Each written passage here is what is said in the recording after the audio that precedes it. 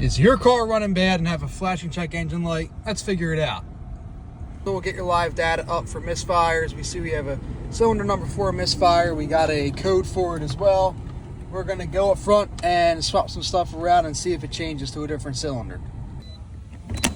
Pull the plugs off. 3 of them.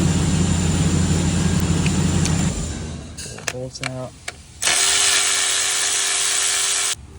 Pull the coils out. Just 3. Pull out 2 spark plugs. Get your spark plug socket on there.